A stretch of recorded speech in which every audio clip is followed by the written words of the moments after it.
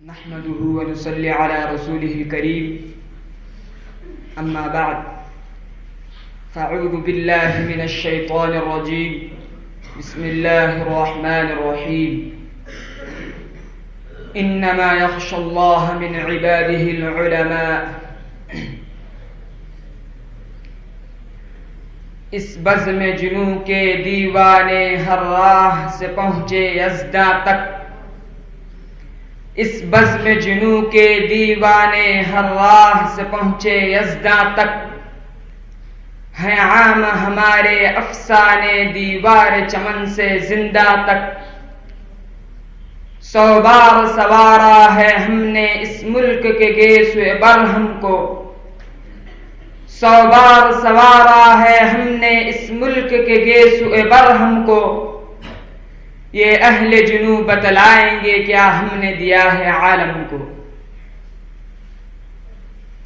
محترم سامعین اکرام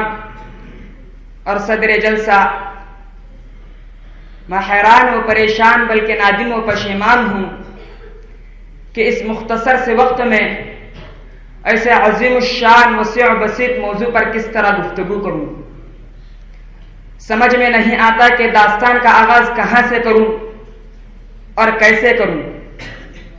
اس کی کن کن خوبیوں کو بیان کروں اور کن کن خصوصیات کو نظر انداز کر دوں، اس کی علمی سرگرمیوں کا تذکرہ کروں یا اس کے مجاہدانہ کارناموں کی روداد سناؤں، اس کی تحریری دفتروں کی سیر کراؤں یا اس کی تقریری فضاؤں میں پرواز کراؤں، اس کے خلوص و وفا کی داستانیں سناؤں یا اس کے جنون شوق کی اشفتہ سری دکھاؤں، آزادی کے واسطے اس کی ناقابل فراموش اور لازوال قربانیوں کا تذکرہ کروں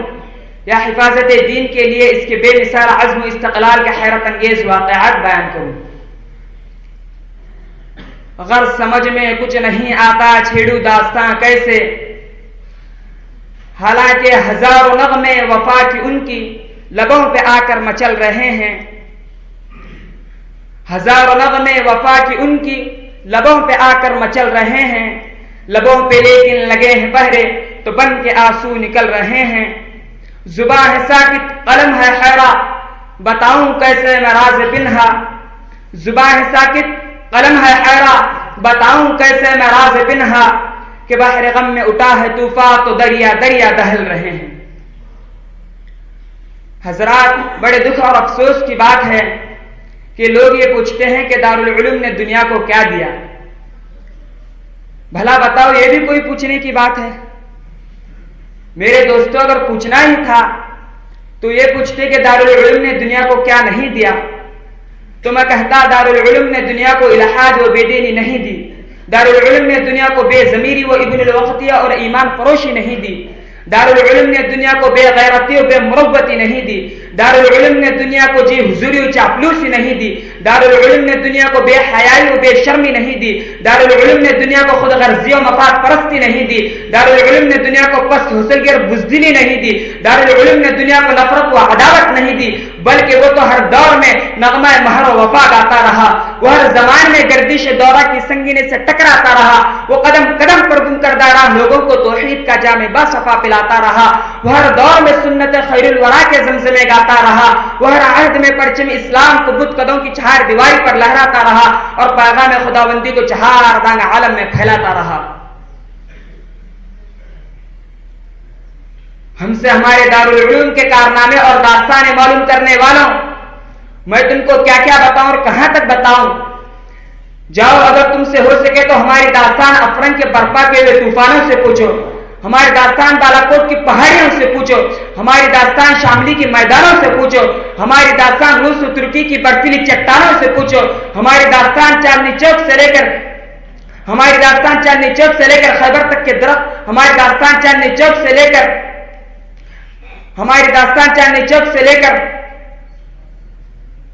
ہماری داستان دہلی کی جامع مسجد اور لاہور کی شاہی مسجد کے دار دیواروں سے پوچھو، ہماری داستان دریا راوی کی خشکمگی موجوں سے پوچھو، ہماری داستان روس و ترکی کی برفیلی چٹانوں سے پوچھو، ہماری داستان افغانستان کے سر بلند پہاڑوں سے پوچھو، ہماری داستان سلاسل کے جھنکاروں سے پوچھو، ہماری داستان گلشن کے سرخ بہاروں سے پوچھو، ہماری داستان زندان کی تاریکیوں سے پوچھو، ہماری داستان مالٹا کے تاریک کوٹھریوں سے پوچھو، ہماری داستان عدالت کے کٹہروں سے پوچھو، ہماری داستان پھانسی کے پھندوں سے پوچھو، یہ تمام کے تمام ہمارے مہر و وفا کی داستانیں سنائیں گے، ہمارے دیرینہ تعلیمات اور شناسائی کے قصے بیان کریں گے اور ہمارے خلوص و وفا کے نغمے سنائیں گے، کیونکہ واقف تو ہیں اس راز سے یہ دار و رسن بھی، واقف تو ہیں اس راز سے یہ دار و رسن بھی، ہر دور میں تکمیل وفا ہم سے ہوئی ہے۔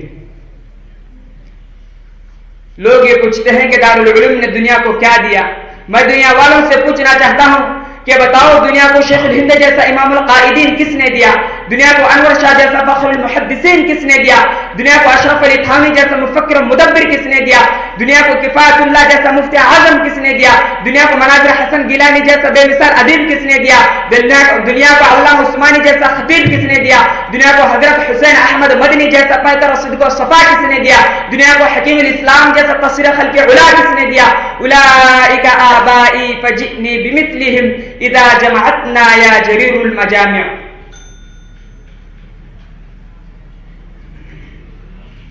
کیا یہ سچ نہیں کہ دارالعلوم کے مبارک شکم سے ایسی ایسی بے نظیر شخصیتوں کا ظہور ہوا